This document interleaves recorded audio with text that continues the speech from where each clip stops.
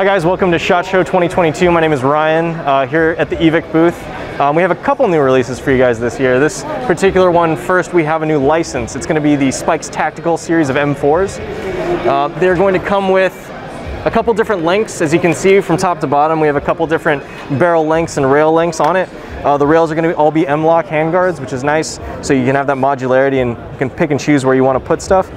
The internals are going to be made by Cmmg. It's using their QBS Platinum Series gearbox. So for you, those of you familiar with their micro switch trigger, computerized MOSFET on the inside, as well as their, what I consider to be the best quick change spring guide in the airsoft industry that can be changed just from the back with a buffer tube.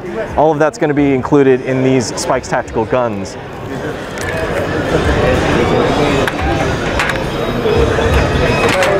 Yeah. And then over here,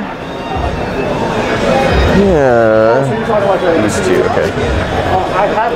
And then over here we have the Cmmg Banshees. These are going to be a M4 AR style platform that's going to be using an AK style magazine. So for those of you familiar with the SR47s, some of you might remember that the magazine compatibility between different brands of magazines is not the best.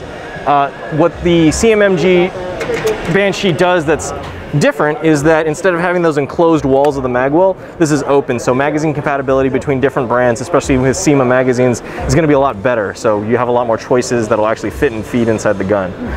The internals are going to be the the Cmmg Platinum Series gearboxes. They do not have the quick change QBS spring guide in the back. It does have a quick change spring guide, but it doesn't have the same buffer system that some of the other models have because this was developed before that system was finalized. But really cool release for us this year. They're going to be coming in a couple different lengths, again with M-lock front handguards, and again that AK magazine compatibility on the bottom.